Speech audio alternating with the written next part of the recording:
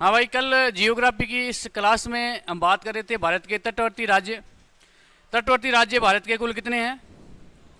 9 राज्य और 4 केंद्र शासित प्रदेश।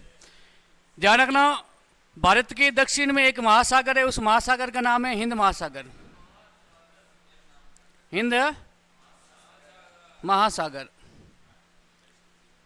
प्यारे बच्चों ध्यान रखना, हिंद महासागर जो भारत का तटीय सीमा बनाने वाला महासागर है और भारत के दक्षिण में स्थित है। ध्यान रखना, जो ये भारत की जलीय सीमा या तटीय सीमा, ध्यान रखना, पश्चिम बंगाल से लेकर के गुजरात तक, पश्चिम बंगाल से लेकर के गुजरात तक, ध्यान रखना, ये कुल, ध्यान रखना, द्वीपों सहित ये भारत की कुल तटीय सीमा रेखा कितनी है? 7,516.6 किलोमीटर।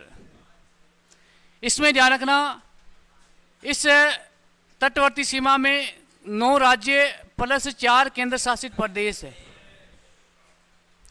और आपसे पूछ ले मुख्य भूमि, तो प्यारे बच्चों पश्चिम बंगाल से लेकर के तमिलनाडु, केरल, है ना, और उसके बाद में गुजरात, ठीक है ना, ये है आपकी मुख्य भूमि की। पश्चिम बंगाल, उड़ीसा, उसके बाद में आंध्र प्रदेश, तमिलनाडु, केरल, कर्नाटक, महाराष्ट्र, गोवा और गुजरात, ये आपकी मुख्य भूमि की। ध्यान रखना, कुल तटीय सीमा पूछ ले तो कितनी है? 7,516.6 किलोमीटर, आपके से नोट्स में है। और उसके बाद में पूछे द्वीपों सहित,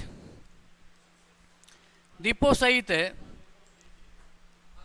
सॉरी मुख्य भूमि है ना भाई, हाँ मुख्य भूमि है ना, यह है द्वीपों सहित, ठीक है ना, यह है द्वीपों सहित, यानी कुल आपकी मुख्य भूमि की ये है। आप देख लो आप ना, इसमें कुल 9 राज्य और 4 केंद्र शासित प्रदेश है, इसमें द्वीप साथ में है। और आपसे पूछ ले अब है मुख्य भूमि, है ना, मुख्य भूमि, मुख्य भूमि, तो प्यारे बच्चों इसका राइट आंसर हो जाएगा 6100 किलोमीटर। अब मुख्य भूमि के जो ये 6100 किलोमीटर सीमा है, इसमें 9 राज्य और 2 केंद्र शासित प्रदेश है, ठीक है ना। 4 तो इसमें है भाई, कुल तटवर्ती सीमा में 4 केंद्र शासित प्रदेश है, लेकिन यहां पर ध्यान रखना 6100 किलोमीटर में 9 राज्य और 2 केंद्र शासित प्रदेश है।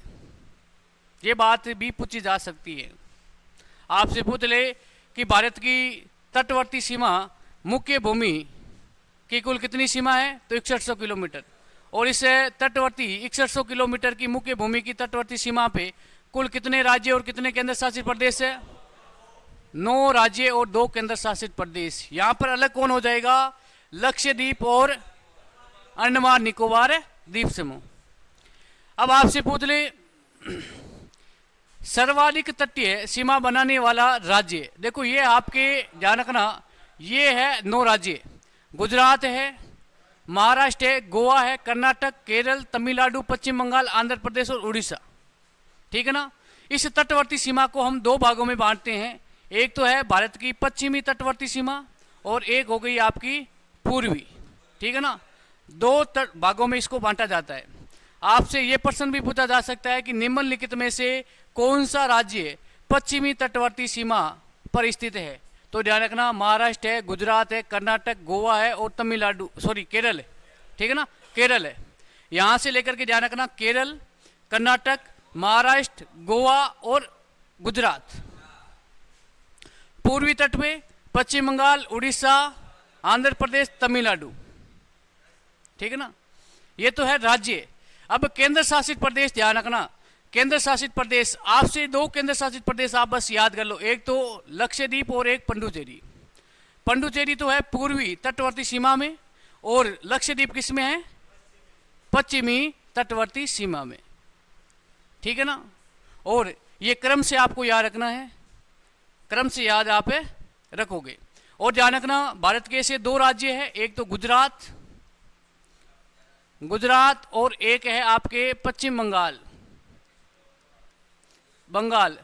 ध्यान रखना तटीय सीमा और स्थलीय सीमा, स्थलीय सीमा, ये दोनों सीमा बनाने वाले 2 राज्य ध्यान रखना, एक तो गुजरात है और एक पश्चिम बंगाल है। ये शायद आपके नोट्स में नहीं है तो आप अपने टॉप पेज इसके ऊपर लिख दो, ठीक है ना। पश्चिम बंगाल और गुजरात दो ऐसे राज्य हैं जो तटीय सीमा भी बनाते हैं और स्थलीय सीमा भी बनाते हैं, ध्यान रखना, ठीक है ना। पश्चिम बंगाल और गुजरात दो ऐसे राज्य हैं जो जलीय व तटीय दोनों सीमा बनाते हैं, ठीक है ना।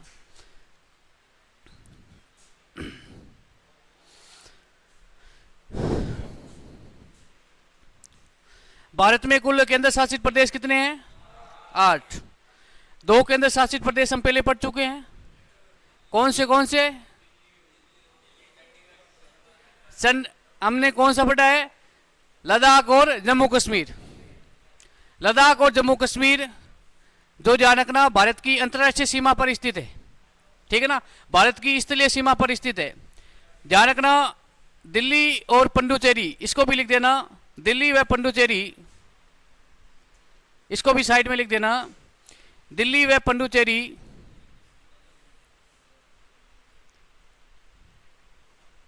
कोई भी सीमा नहीं बनाते हैं।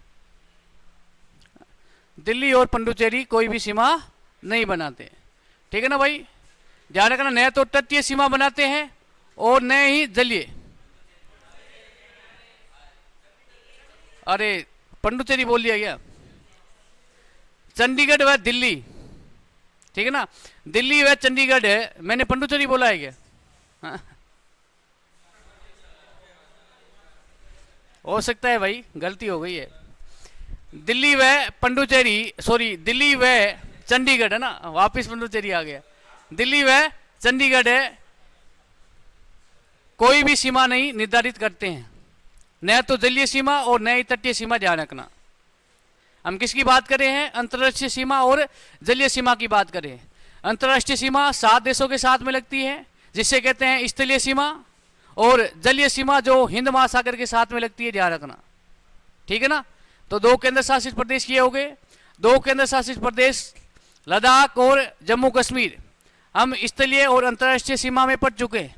अब पीछे कितने बच गए भाई? 4। एक तो है पुडुचेरी, लक्षद्वीप, अंडमान निकोबार द्वीप, और एक दादर नागर हवेली और दमन, ठीक है ना। ये 4 केंद्र शासित प्रदेश है आपके तटीय सीमा रेखा निर्धारित करते हैं।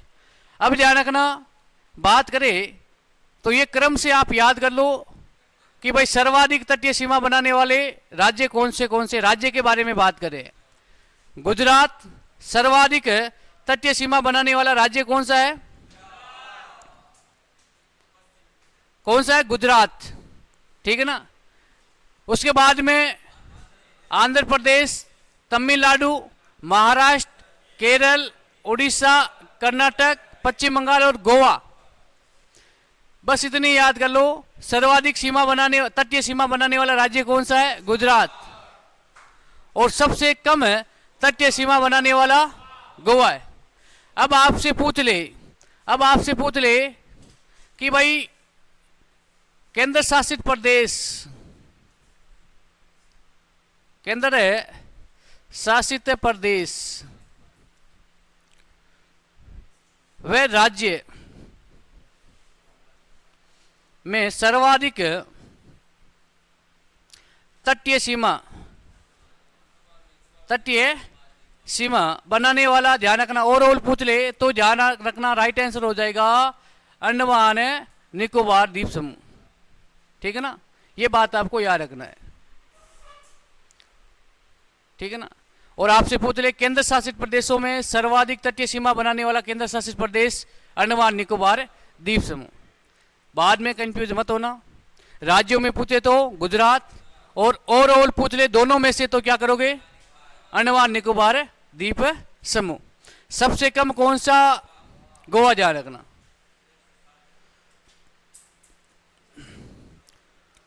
उसके बाद में बात करें कर्क रेखा। यहां से भी प्रश्न पूछा जा सकता है।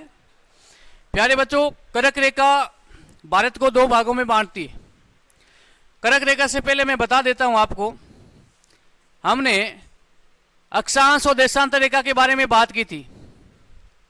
किसके बारे में?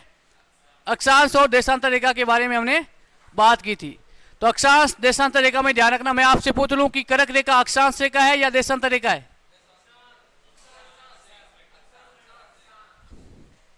कर्क रेखा कौन सी है? अक्षांश रेखा, ध्यान रखना।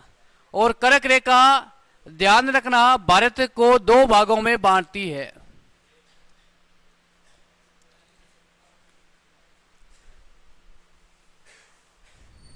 ये आपके सामने ग्लोब है और इस ग्लोब पर काल्पनिक रेखा खींची गई है, समझ लो।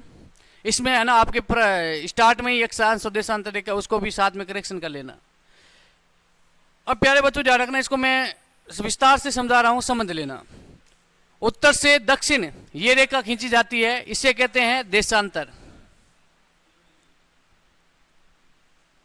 देशांतर रेखा ये काल्पनिक है, ये वास्तविक रेखा नहीं खींची गई है। और प्यारे बच्चों ध्यान रखना, पूर्व से पश्चिम, पूर्व से पश्चिम ध्यान रखना, ये हो गया आपके पूर्व और ये हो गया पश्चिमी दिशा। तो ये रेखा कौन सी है? अक्षांश रेखा। कौन सी है? अक्षांश रेखा। ध्यान रखना, आपसे पूछ ले कि पृथ्वी को दो भागों में बांटने वाली अक्षांश रेखा कौन सी है, तो ध्यान रखना इसका नाम है 0 डिग्री। 0 डिग्री अक्षांश रेखा, इसे कहते हैं भूमध्य रेखा। भूमध्य रेखा इसे कहते हैं विषुवत रेखा। विषुवत रेखा इनके ये नाम है। और ध्यान रखना, वह देशांतर रेखा जो पृथ्वी को दो भागों में बांटती है, जिसे कहते हैं ग्रीनविच रेखा। ग्रीनविच रेखा जो लंदन से गुजरती है, ठीक है ना, ये बात आपको याद रखनी है। अब मुझे बताओ, ये अक्षांश रेखा और देशांतर रेखा क्यों खींची गई है, क्यों निर्धारित किया गया इनका? ये काल्पनिक रेखा है। ध्यान रखना, अक्षांश रेखा का काम क्या है? जलवायु ज्ञात करना, जलवायु के बारे में बताना, जलवायु ज्ञात करना। ये ध्यान रखना, ये काम होता है अक्षांश रेखा का, कि भाई भारत की जलवायु कैसी है, पाकिस्तान की जलवायु कैसी है, अफगानिस्तान की जलवायु कैसी है। तो जलवायु का निर्धारण कौन करती है? अक्षांश रेखा करती है। और समय का निर्धारण कौन करती है? देशांतर रेखा। आप देखते हो ना, भारत का समय अलग है, ब्रिटेन का समय अलग है, हर देश का समय अलग अलग है। तो ध्यान रखना, इस पृथ्वी पर अलग अलग समय जोन है और समय का निर्धारण कौन करती है? ध्यान रखना, देशांतर रेखा, ठीक है ना। इसलिए ये काल्पनिक रेखा खींची गई है। दो अक्षांश रेखाओं के बीच में दूरी कितनी है? 111 किलोमीटर। और दो देशांतर रेखाओं के बीच में भी दूरी कितनी है? 111 किलोमीटर। अब ध्यान रखना, ये जो यहां पे भारत है आपके सामने, है या नहीं है? अब ध्यान रखना, यहां से एक अक्षांश रेखा गुजरती है, यहां से, ध्यान रखना, यहां से एक अक्षांश रेखा गुजरती है, यहां से। और यहां से भी एक अक्षांश रेखा गुजरती है। इन दोनों के नाम याद रखना है। एक तो है कर्क रेखा, कर्क है रेखा, बच्चों ध्यान रखना, 23.5 डिग्री, 23.5 डिग्री उत्तरी अक्षांश। और प्यारे बच्चों ध्यान रखना, ये दक्षिण में है, इसे कहते हैं मकर रेखा। ये भी ध्यान रखना, 23.5 डिग्री दक्षिणी अक्षांश है। ध्यान रखना, ये जो कर्क रेखा, इसके बारे में हम बात करें हैं, ये भारत के मध्य में से गुजरती है और भारत के 8 राज्यों से गुजरती है। कितने राज्यों से? 8। भारत के बीचों बीच में से गुजरती है। प्यारे बच्चों ध्यान रखना, सूर्य हमेशा किसके बीच में रहता है? सूर्य हमेशा, ध्यान रखना, किसके बीच में? कर्क रेखा और मकर रेखा के बीच में रहता है, ध्यान रखना।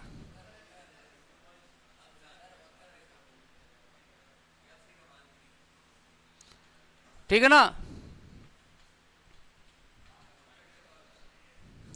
सूर्य हमेशा कर्क रेखा और मकर रेखा के बीच में रहेगा।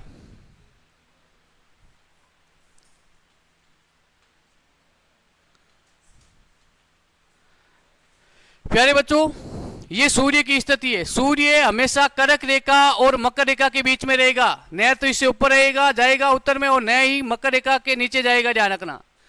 सूर्य हमेशा, सूर्य की स्थिति ये रहेगी, ये सूर्य की स्थिति है, ध्यान रखना। 21 जून याद है क्या? 21 जून, 21 जून को ध्यान रखना, सूर्य इस किसके ऊपर, कर्क रेखा के ऊपर एकदम सीधा चमकता है। 21 जून को सूर्य कर्क रेखा के ऊपर सीधा चमकता है, और 21 जून के दिन हमारे देश में सबसे बड़ा दिन और सबसे छोटी रात होती है, ध्यान रखना।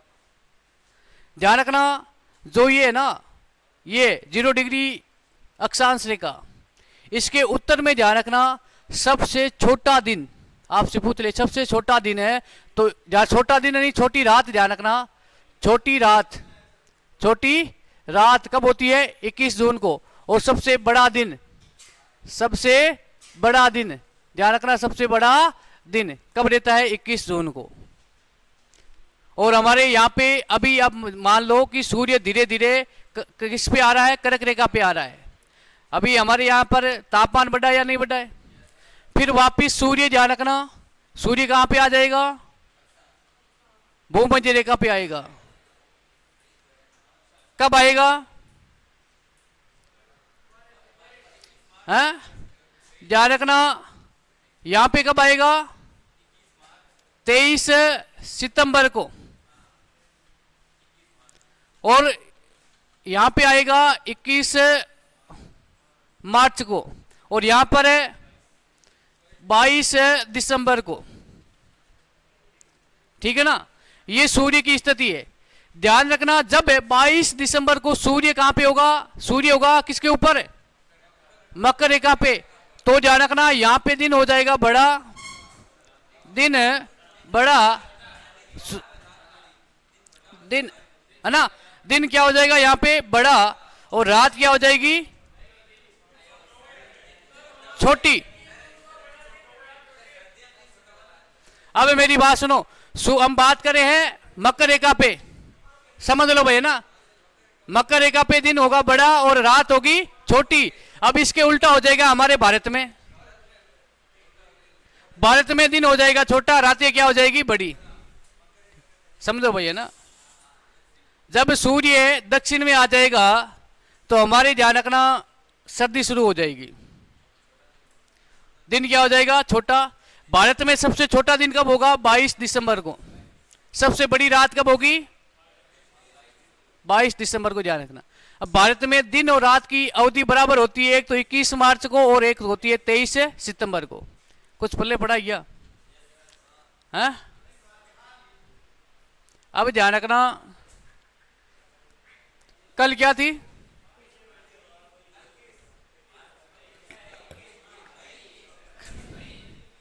मई के बाद में क्या आएगा? और जून में ध्यान रखना 21 जून भारत का सबसे बड़ा दिन होगा, सबसे छोटी रात होगी, ध्यान रखना। लगभग 12.5 घंटे का दिन हो जाएगा, है ना। रात क्या हो जाएगी? छोटी हो जाएगी, ठीक है ना। और जब सूर्य इस मकर रेखा पे होगा 22 दिसंबर को, तो रात हो जाएगी लगभग 12.5 घंटे की, दिन 11.5 घंटा लगभग, ठीक है ना। तो ये बात आपको याद रखनी है। भारत में दिन और रात की अवधि बराबर कब होती है? 21 मार्च और 23 सितंबर को। भारत में सबसे बड़ा दिन 21 जून, सबसे छोटी रात।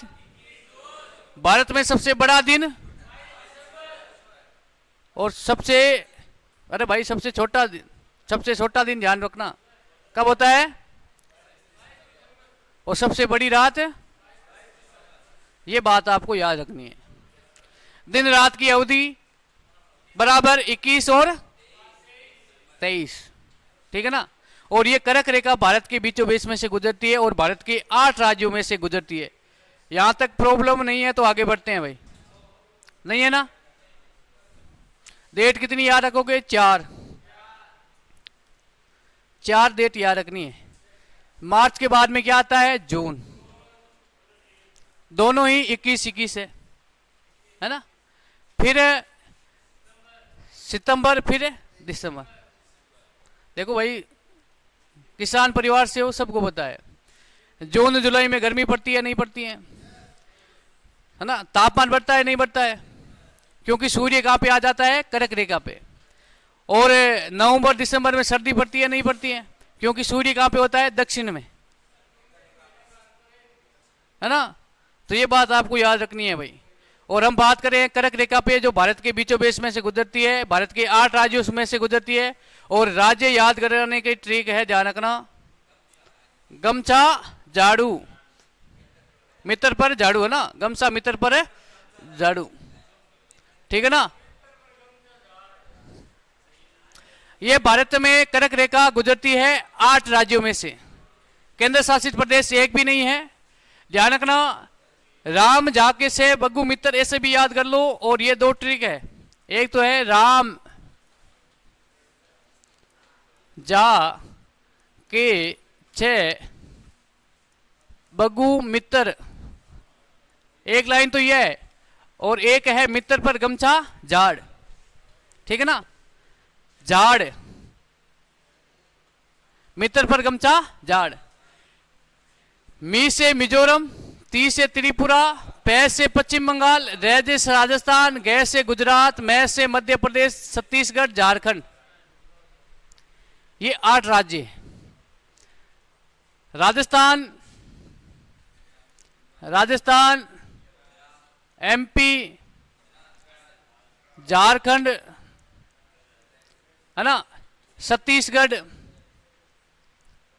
है ना, उसके बाद में बंगाल, गुजरात, है ना, मिजोरम, त्रिपुरा, ठीक है ना। राम जाके 6 बग्गू मित्र, या मित्र पर गमछा झाड़, आपको अच्छी लगे वो याद कर लेना।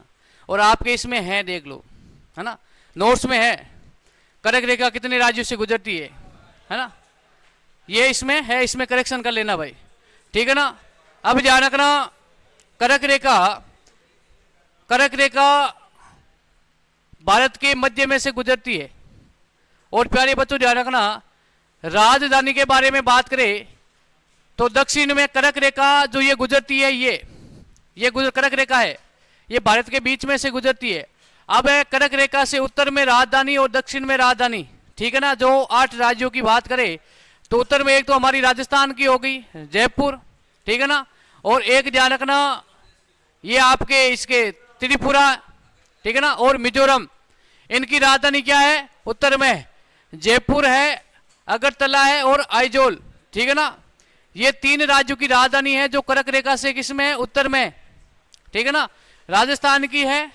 और उसके बाद में किसकी है, त्रिपुरा की है और मिजोरम, इनकी राजधानी तो है कर्क रेखा से उत्तर में।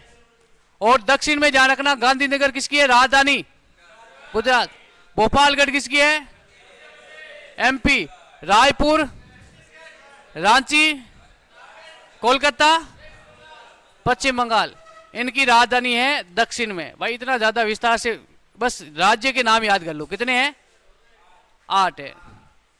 राम जाके 6 बग्गू मित्र, या मित्र पर गमछा झाड़, है ना। उसके बाद में प्यारे बच्चों, ये मोस्ट लाइन है, ये वर्ल्ड जियोग्राफी से संबंधित है। माही नदी कर्क रेखा को 2 बार काटती है। माही नदी कर्क रेखा को कितनी बार काटती है, 2 बार।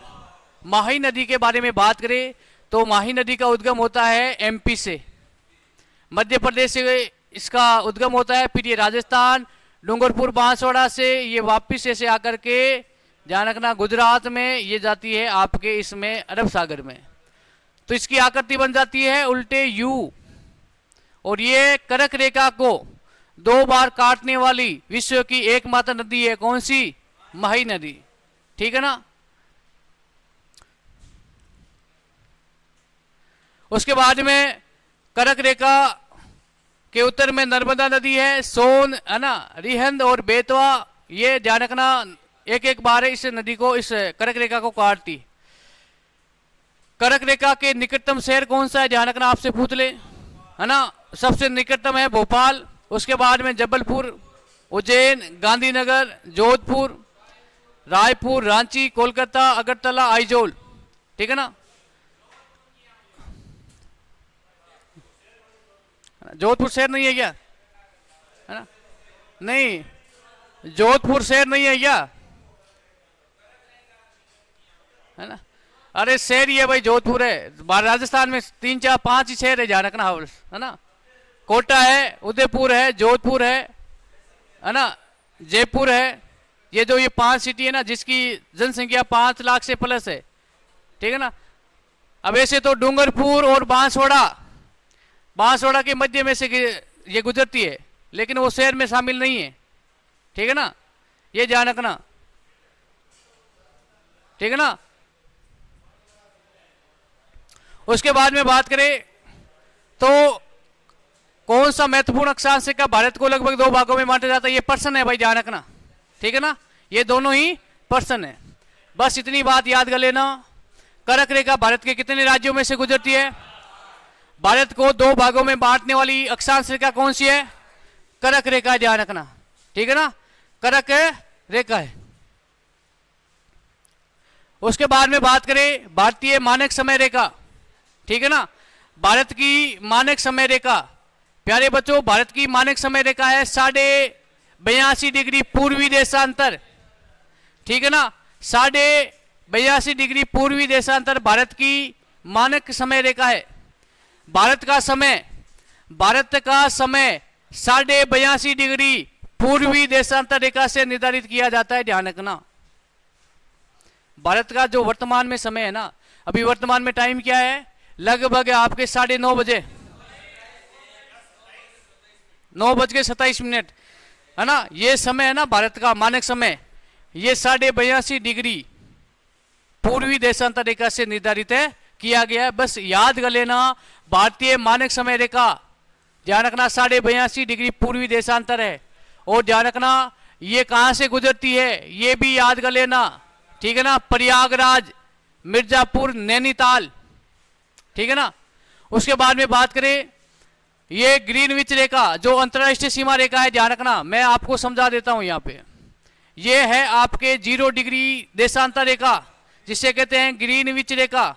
क्या कहा जाता है? ग्रीनविच। और इससे ध्यान रखना पूर्व में 82.5 डिग्री पूर्वी देशांतर रेखा जो भारत की क्या है, मानक समय रेखा है। और ये प्रयागराज, मिर्जापुर, नैनीताल, है ना, से गुजरती है, ध्यान रखना। और प्यारे बच्चों ध्यान रखना, ये अंतर्राष्ट्रीय सीमा रेखा जिसे ग्रीनविच रेखा से ध्यान रखना, ये 5.5 घंटे का अंतर है इसमें, ध्यान रखना। यहां पर ध्यान रखना 12 बजे हैं, कितने बजे हैं? 12। तो हमारे यहां पर टाइम क्या हो जाएगा? 5:30 हो जाएगा, आगे है, समझ गए ना। इस ग्रीनविच रेखा से पूर्व में जाओगे तो समय बढ़ेगा और पश्चिम में जाओगे तो समय घटेगा, ध्यान रखना। जो ये अंतर्राष्ट्रीय सीमा रेखा, अंतर्राष्ट्रीय है ना, अंतर्राष्ट्रीय समय रेखा है ना, उसका नाम क्या है? ग्रीनविच रेखा। उससे भारत की अंतर्राष्ट्रीय समय रेखा ग्रीनविच रेखा से कितनी आ गई है? 5.5 डिग्री। ये दोनों लाइन याद कर लेना। आपसे पूछ ले भारत की मानक समय रेखा या भारत की अंतर्राष्ट्रीय सीमा रेखा, अंतर्राष्ट्रीय समय रेखा भाई, सीमा नहीं, अंतर्राष्ट्रीय समय रेखा। 82.5 डिग्री पूर्वी देशांतर है, ध्यान रखना। कहां से गुजरती है? प्रयागराज, यूपी से, ध्यान रखना। और प्यारे बच्चों, विश्व की अंतर्राष्ट्रीय समय रेखा कौन सी है? ग्रीनविच रेखा। उससे कितने घंटे आगे है? 5.5 घंटे आगे है, ध्यान रखना। अब ध्यान रखना, भारत की मानक समय रेखा कितने राज्यों से होकर के गुजरती है? ध्यान रखना, 5 राज्यों से, ठीक है ना। 5 राज्य है, इनके भी नाम याद रख लेना। कर्क रेखा कितने राज्यों से गुजरती है? 8। और मानक समय रेखा 5, ध्यान रखना। उत्तर प्रदेश है, मध्य प्रदेश, छत्तीसगढ़, उड़ीसा, आंध्र प्रदेश, ये आपके सामने है। 82.5 डिग्री पूर्वी देशांतर रेखा, UM है ना, C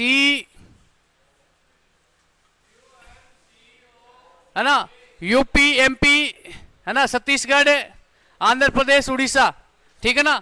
तो ये 5 राज्य है, ठीक है ना। और वैसे मैप देखोगे तो याद हो जाएंगे, ठीक है ना। सबसे नीचे क्या है? आंध्र प्रदेश, आंध्र प्रदेश से ऊपर छत्तीसगढ़, छत्तीसगढ़ से ऊपर उड़ीसा, उड़ीसा के बाद में एमपी, एमपी के बाद में यूपी, ठीक है ना, 5 राज्यों से गुजरती है। अब ध्यान रखना भारत की मानक समय रेखा उत्तर प्रदेश में कहां से गुजरती है, तो ध्यान रखना नैनी, मिर्जापुर, प्रयागराज, ध्यान रखना इस टाइप के ये प्रश्न आएंगे, ठीक है ना। ये सबसे मोस्ट है, ध्यान रखना। भारत में कर्क रेखा और भारतीय मानक समय रेखा IST है ना, ध्यान रखना, समय रेखा एक दूसरे को किस स्थान पे काटती है, ध्यान रखना, ध्यान रखना छत्तीसगढ़ में काटती है, ध्यान रखना। स्थान का नाम है सूरजपुर और राज्य याद कर लेना छत्तीसगढ़। ध्यान रखना एक तरफ तो आ जाएगी कर्क रेखा और एक तरफ आ जाएगी ये आपकी अंतर्राष्ट्रीय समय रेखा, ठीक है ना, भारतीय मानक है समय रेखा, ये दोनों ही छत्तीसगढ़ में काटती है, ध्यान रखना।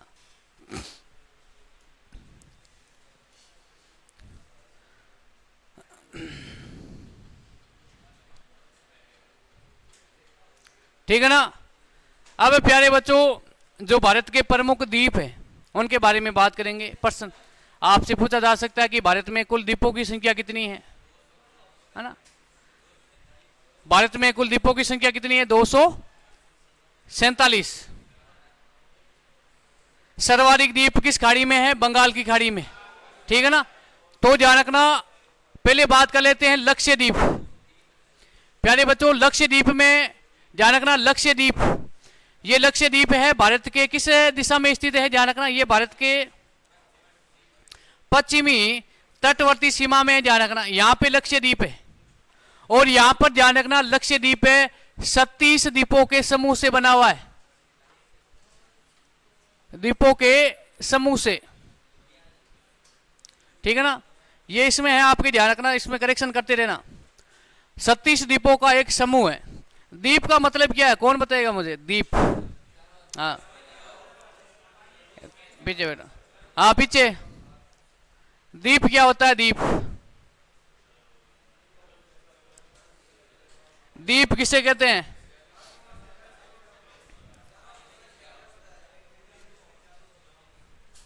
हाँ? चारों ओर पानी हो, आप किसी नदी या तालाब में गए हो, आपके चारों तरफ पानी हो तो द्वीप हो जाओगे क्या, हाँ? एक मिनट, हाँ खड़ा हो, अरे खड़ा हो तो पैर है ना, हाँ, कोई स्थान जिसके चारों तरफ पानी हो वो द्वीप हो जाएगा।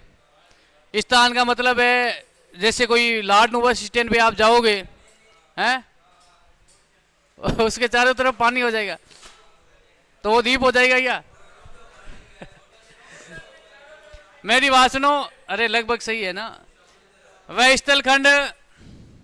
स्थलखंड है जिसके चारों तरफ क्या हो, पानी हो, स्थान नहीं स्थलखंड है ना, है ना, ठीक है ना। वह स्थलखंड है जिसके चारों तरफ क्या हो, पानी हो, ठीक है ना, उसे कहते हैं द्वीप। एक होता है अर्धद्वीप जिसके तीनों तरफ क्या हो, पानी हो, जिसे प्रायद्वीप भी कहा जाता है, जैसे भारत का ये प्रायद्वीप है, जैसे अर्धद्वीप और प्रायद्वीप है ना, ध्यान रखना, जिसके तीन तरफ क्या हो, पानी हो। मैं आपसे पूछ लेता हूं कि भारत का ऐसा कौन सा भौतिक प्रदेश है जिसे अर्धद्वीप कहा जाता है, जिसकी आकृति त्रिभुजाकार है,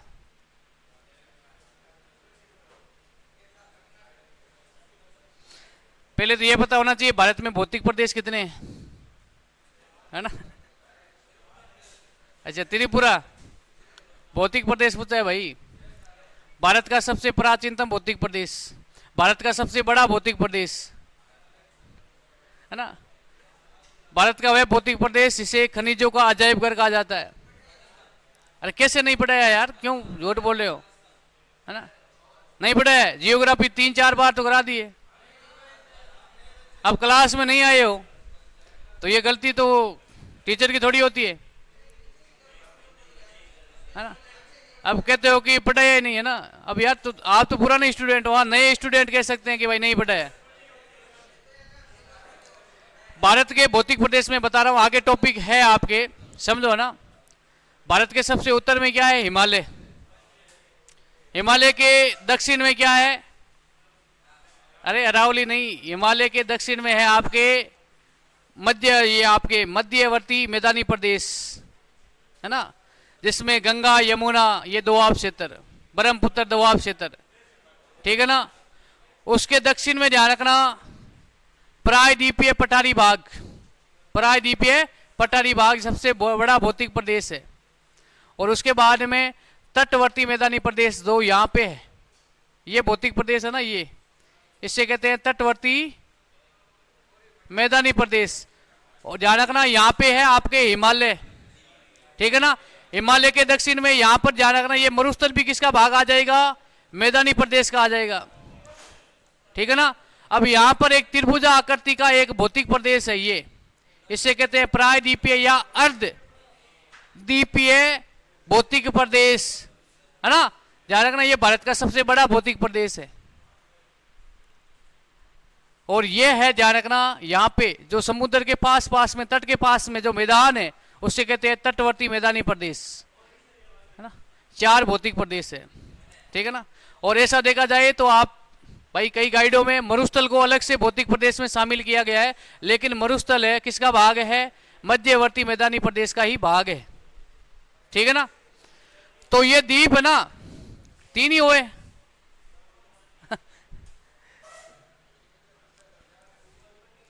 अब समझना, द्वीप का मतलब है वो स्थलखंड जिसके चारों तरफ क्या हो? पानी हो, ठीक है ना। और भारत के दक्षिण में हिंद महासागर है, और हिंद महासागर में ध्यान रखना जो ये भाग है इससे कहते हैं भारत का पश्चिमी तटवर्ती प्रदेश, ठीक है ना। और यहां पर 37 द्वीपों का समूह है। कितने द्वीप है? 37। और उसका नाम क्या है? लक्षद्वीप। लक्षद्वीप कोई एक द्वीप थोड़ी है, 37 छोटे मोटे द्वीप है, उनके समूह को लक्षद्वीप कहा जाता है। और भारत का क्या है? केंद्र शासित प्रदेश है। अब प्यारे बच्चों, क्या लक्षद्वीप है कि सभी द्वीपों पर जनसंख्या निवास करती है क्या? नहीं, सभी द्वीपों पे जनसंख्या निवास नहीं करती है, ठीक है ना। कुछ ऐसे द्वीप है जहां पे जनसंख्या निवास करती है, जो ये द्वीप कभी भी विलुप्त हो सकते हैं। ध्यान रखना, पानी की मात्रा बढ़ गई तो ये कभी भी समाप्त भी हो सकते हैं। न्यू मरे एक नदीय द्वीप है, आपने पढ़ा भी होगा, अब वैसे मत बोलना कि पढ़ा नहीं है, नहीं तो आपने पीडीएफ में पढ़ लो ना, इस नोट्स में पढ़ा है। न्यू मरे द्वीप गंगा नदी पर एक द्वीप था, है ना। यहां पर एक गंगा नदी पे द्वीप था, यहां पे है ना। और इस द्वीप का नाम था न्यू मरे, है ना, गंगा नदी पे था। अभी वर्तमान में भारत और बांग्लादेश के बीच में विवाद है, क्योंकि ये एक नदी द्वीप था। अब नदी के साथ में पत्थर कंकर है ना, ये आकर के एक द्वीप बन गया था बांग्लादेश की सीमा के पास में, बंगाल की खाड़ी में। बांग्लादेश ने कहा कि ये द्वीप तो हमारा है, भारत ने भी दावा किया कि ये द्वीप हमारा है। एक समय की बात है 2014 के आसपास की, गंगा नदी में बाढ़ की स्थिति आ गई और ये द्वीप धीरे से आगे खिसक करके भारत की सीमा में आ गया, जलीय सीमा में। बांग्लादेश वाले मॉर्निंग में उठे तो हमारी नेवी चारों तरफ से इसकी सुरक्षा कर रही थी।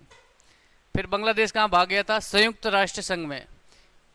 अब भाई संयुक्त राष्ट्र संघ ने इसकी जांच की, वास्तविक स्थिति देखा जाए तो ये भारत की जलीय सीमा में है। तो यहाँ पर बांग्लादेश को मुंह की खानी पड़ी, ध्यान रखना, क्योंकि उन्होंने दावा किया था। पहले वास्तव में देखा जाए ना, ये द्वीप कहाँ पे था? न्यू मरे, बांग्लादेश की सीमा में था। लेकिन ये भारत ने कहा कि इसमें मेरी क्या गलती है, ये मेरी सीमा में आ गया तो ये मेरा हो गया। और द्वीपों के लिए लड़ाई क्यों की जाती है? क्योंकि यहाँ पर प्राकृतिक गैस, प्राकृतिक खनिज की मात्रा पाई जाती है। और देश की अर्थव्यवस्था, इकोनॉमिक्स, है ना, ध्यान रखना, जीडीपी, ध्यान रखना, जब तक आप विदेशों में आयात निर्यात नहीं करोगे ना, निर्यात ज़्यादा करोगे, आयात कम करोगे, तो जीडीपी क्या हो जाएगी? मजबूत हो जाएगी। अब हम हमारी वस्तु अमेरिका को बेचेंगे, अमेरिका की मुद्रा क्या है? डॉलर।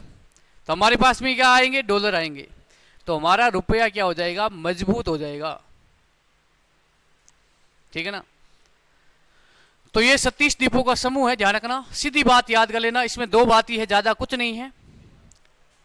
पश्चिमी तटवर्ती सीमा में है, पश्चिमी सीमा के तट में। और ये किस में? ध्यान रखना, हिंद महासागर के अरब सागर में।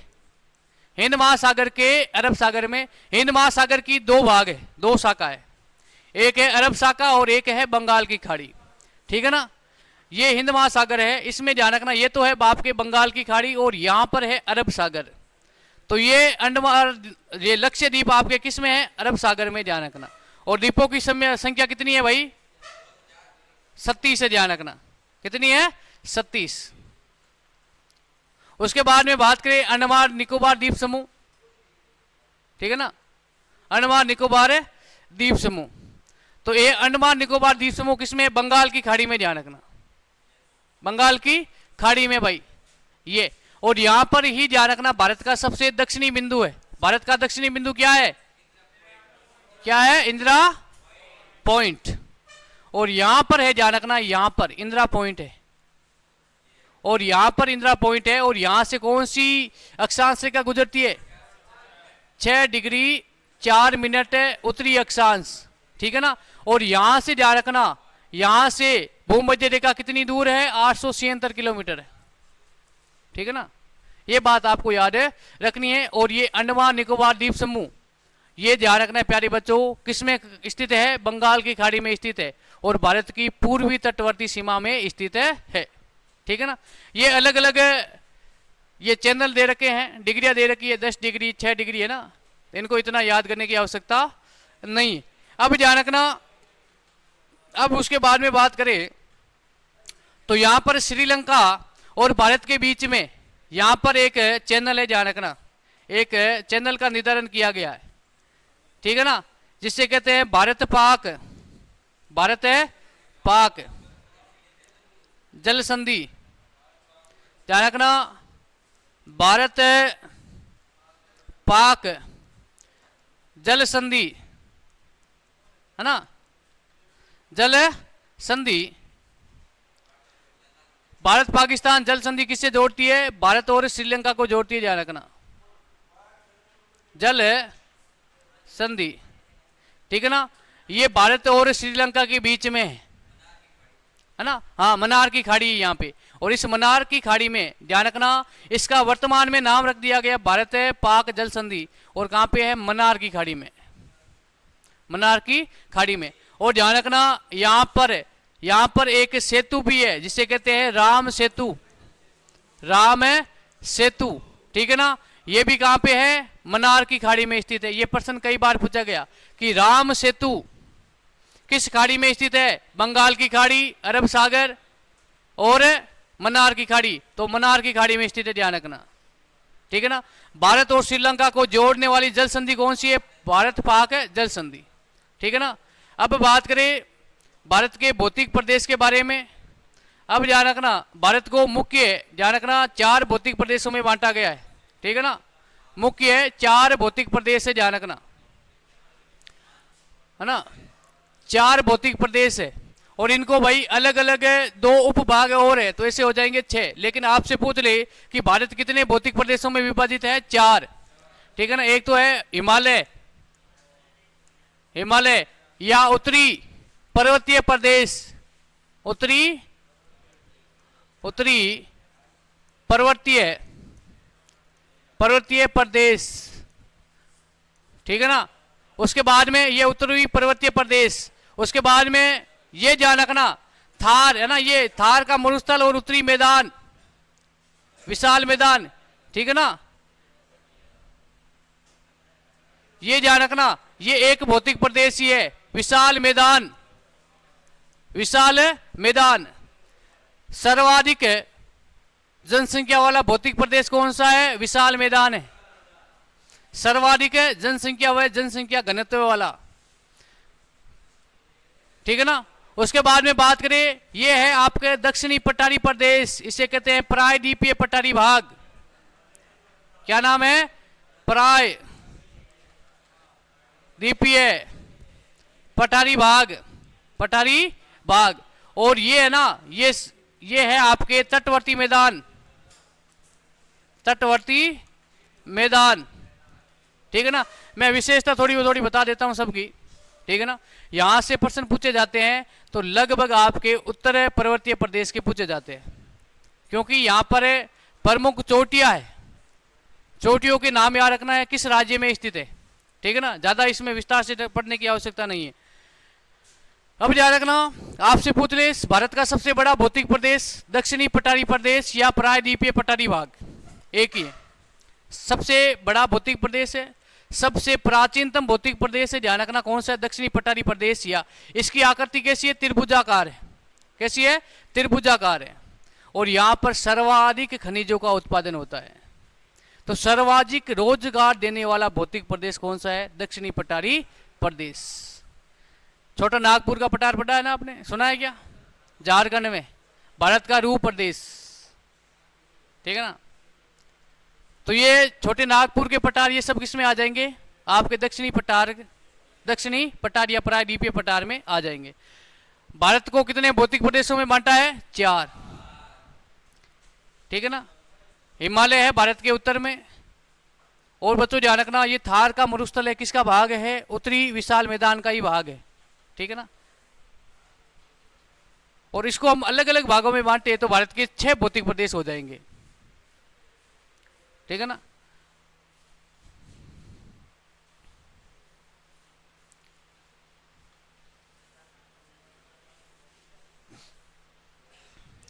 देखो हिमालय जो पर्वतमाला है ना, हिमालय जो पर्वतमाला है भारत के उत्तर में, इसको अलग अलग भागों में बांटा जाता है।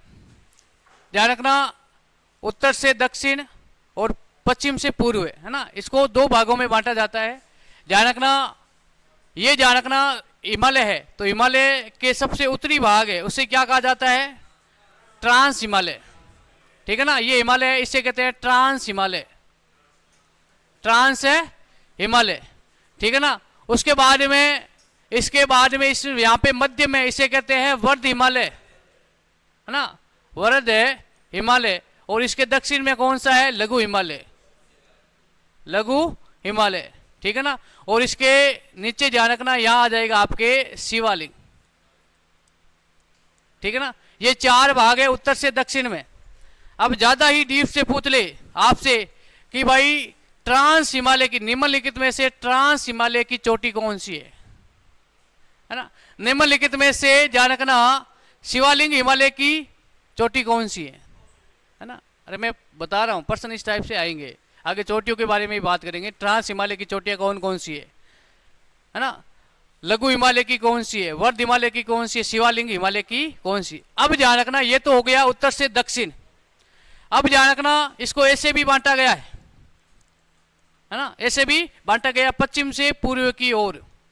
हिमालय को 2 तरीके से बांटा गया है, एक तो उत्तर से दक्षिण की ओर और एक ध्यान रखना पश्चिम से पूर्व की ओर, ठीक है ना। हिमालय जैसे ये हिमालय है, ये हिमालय है, पहले तो हमने इसको ऐसे बांट दिया है, ठीक है ना, उत्तर से दक्षिण। अब बांटेंगे ऐसे पश्चिम से पूर्व की ओर, ठीक है ना।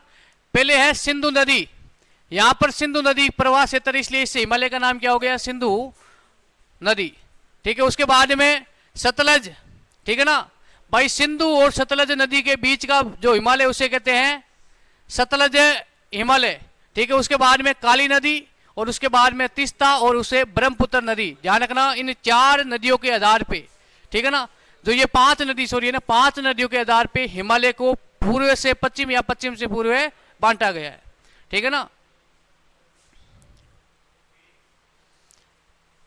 देखो ये आपके सामने, देखो ये तो उत्तर से दक्षिण है, ट्रांस हिमालय, महा हिमालय, मध्य हिमालय और शिवालिक क्रम से भी पूछा जा सकता है। उसके बाद में नदी के अपवाह क्षेत्र से 5 भागों में बांटा गया है। यहां पर है सिंधु, ठीक है ना। अब सिंधु में ध्यान रखना, इस सिंधु, इस ये पंजाब, ठीक है ना, यहाँ पर ऊंचाई है लगभग 560 किलोमीटर। यहाँ पर काराकोरम, लद्दाख, जास्कर, पीर पंजाल, धौलाधर, ध्यान रखना ये प्रमुख चोटियां है, ठीक है ना। और यहाँ पर है कमाऊ, ठीक है ना। और ये ध्यान रखना नेपाल में है। यहाँ पर माउंट एवरेस्ट है, ध्यान रखना। कंचनजंगा है, मकालू है। और ये ध्यान रखना ब्रह्मपुत्र वाला ये आपके आ जाएगा असम के आसपास का ये क्षेत्र, ठीक है ना।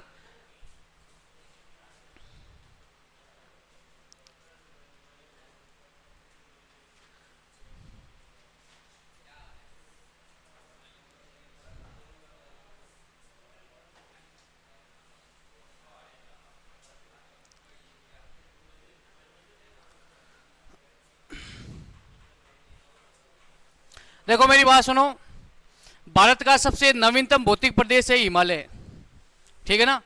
भारत का सबसे नवीनतम भौतिक प्रदेश है हिमालय। हिमालय गोंडवाना लैंड का अवशेष है, इसको एक है ना। हाँ,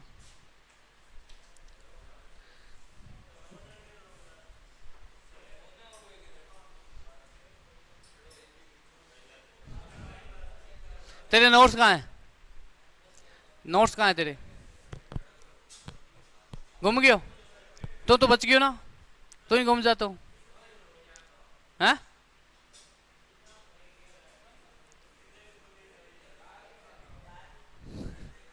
घूम गया।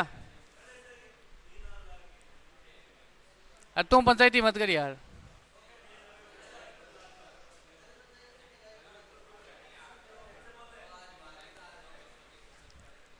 अब मेरी बात सुनो, समझ लो भाई, जियोग्राफी को कई चीज रटने की है तो रटना पड़ेगा, समझने वाली है चीज उसको समझना पड़ेगा।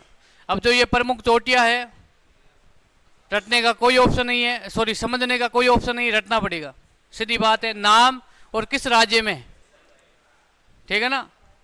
और साथ में ये है ना, ये आपके नोट्स, इसमें बराबर पेज इसको ना, जैसे कि ये भारत के भौतिक प्रदेश आ गए तो आपके इसमें है, ठीक है ना। तो इसमें भाई साथ में करेक्शन कर लो, कोई नई चीज है तो उसको ऐड कर लो, ठीक है ना। अब मेरी बात सुनो, भारत में ध्यान रखना, भारत में दो प्रकार के अवशेष पाए जाते हैं प्राचीन भूभाग के, ठीक है ना, ठीक है ना। अब मेरी बात सुनो, चोटियां किस में? भौतिक प्रदेश में ही है। क्यों नहीं है? अब समझो, अरे समझ लो भाई, हम बात करें प्राचीन पृथ्वी की बात करें तो ये एक स्थल खंड था और इसके चारों तरफ क्या था? जल था। इस जल में ध्यान रखना भूकंप की मात्रा, समुद्र में तूफान की अवस्था आई पानी में, तो ध्यान रखना जो स्थल खंड था वो धीरे धीरे तैर करके, आप देखोगे कोई भी वस्तु आप पानी के अंदर डाल दो, चाहे कितना ही उसका वजन हो, और किसी ना किसी समय वो ऊपर तैर के आ जाएगी। वैसे ही हुआ है ना भाई। पृथ्वी का निर्माण कैसे हुआ है? समुद्र के अंदर जो कचरा था ना, कूड़ा कचरा, है ना, वो धीरे धीरे ध्यान रखना तैर के ऊपर आ गया था और ये एक स्थल खंड का निर्माण हो जाता है। और फिर इसी स्थल खंड में ध्यान रखना, ये स्थल खंड दो भागों में विभाजित हो गया। कितने भागों में? दो भागों में। एक का नाम है अंगारा लैंड, अंगारा लैंड, और एक का नाम है गोंडवाना लैंड, ठीक है ना, गोंडवाना लैंड। और ध्यान रखना यहां पर जो बीच का भूभाग था, यहां पर एक 33 सागर का निर्माण हुआ है, 33 सागर का निर्माण हुआ है, ठीक है ना। समझ लो भाई, प्रश्न पूछा जा सकता है आपसे। जहां पर पत्थर की मात्रा है, भारत में ध्यान रखना गोंडवाना लैंड और 33 सागर के अवशेष है। भारत में ध्यान रखना, भारत में गोंडवाना लैंड और 33 सागर के ही अवशेष है, अंगारा लैंड के कोई अवशेष नहीं है, ध्यान रखना। भारत के 4 भौतिक प्रदेश है। कितने हैं? 4। जहां पर आपको दिख जाए पत्थर, तो किसका अवशेष हो जाएगा? गोंडवाना लैंड। और जहां पर आपको ध्यान रखना मिट्टी है ना, रेत, तो ये हो जाएगा 33 सागर। 4 भौतिक प्रदेश है, उसमें से 2 तो गोंडवाना लैंड के अवशेष है और 2 ही 33 सागर के। तो ध्यान रखना, मुझे बताओ हिमालय में मिट्टी है या पत्थर है? पत्थर है भाई, पहाड़ है हिमालय में, है ना। हिमालय में क्या है? पत्थर है। हिमालय में चोटियां है, तो हिमालय किसका अवशेष हो गया? अब विशाल मैदान, मैदान में क्या होगी? मिट्टी होगी या नहीं होगी? अरे पत्थर और मिट्टी की बात करें, घास तो इस हिमालय में भी है, ठीक है ना यार, समझ लो इसको ना। तो मैदान में क्या है? मिट्टी होगी, तभी तो मैदान बनेगा। अब मिट्टी है तो किसका अवशेष है? 33 सागर का अवशेष है। अब दक्षिणी पठारी प्रदेश, प्रायद्वीपीय पठारी भाग, पठार आ गया तो इसमें क्या है? पत्थर है, तो किसका अवशेष है? गोंडवाना लैंड। और जो दक्षिण में ध्यान रखना, दक्षिण में जो प्रायद्वीपीय मैदानी प्रदेश है, मैदान नाम आ गया तो मिट्टी, तो किसका अवशेष है? 33 सागर का अवशेष है। 4 भौतिक प्रदेश है, 2 तो गोंडवाना लैंड के अवशेष है और 2 ही 33 सागर के। मैदान है वो 33 सागर है और पत्थर है वो गोंडवाना लैंड है, ध्यान रखना। तो हिमालय ध्यान रखना, हिमालय पर्वतमाला गोंडवाना लैंड का अवशेष है, ठीक है ना। भारत का सबसे नवीनतम भौतिक प्रदेश है, ध्यान रखना। हिमालय की आज भी ऊंचाई बढ़ रही है ना। यूरेशियन प्लेट, यूरेशियन प्लेट ध्यान रखना, 2 प्लेट है पृथ्वी के अंदर जिसे कहते हैं यूरेशियन, यूरोप और एशियन।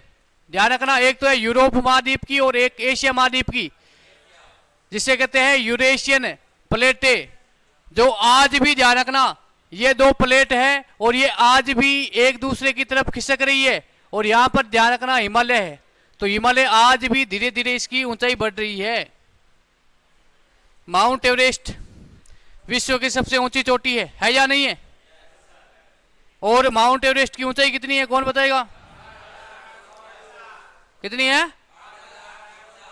8,848 है ना, 48 मीटर या किलोमीटर? मीटर, ठीक है ना। रियल बात बताए ना, अभी लेटेस्ट इस माउंट एवरेस्ट की ऊंचाई है लगभग है 8,851 है ना, 51 है ना लगभग है, इससे मतलब समथिंग है, पूरी 52 नहीं है, लेकिन ध्यान रखना 51 के आसपास में। तो ये ध्यान रखना, ये ऊंचाई धीरे धीरे बढ़ रही है।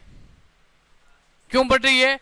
क्योंकि पृथ्वी के अंदर 2 प्लेटें हैं, यूरेशियन, यूरोप और एशियन महाद्वीप, इनका नाम रखा गया है और ये धीरे धीरे एक दूसरे की ओर खिसक रही है। तो इसके बीच का जो मलबा है वो धीरे धीरे ऊपर है, उठ रहा है, इसलिए हिमालय की ऊंचाई आज भी बढ़ रही है। इसलिए भारत का सबसे नवीनतम भौतिक प्रदेश कौन सा है? हिमालय, ध्यान रखें। और सबसे प्राचीनतम दक्षिणी पठार या प्रायद्वीपीय पठार, ठीक है ना। तो भाई इसके बारे में कल और बात करेंगे, ठीक है। तो आज के लिए इतना ही। जय हिंद, जय भारत।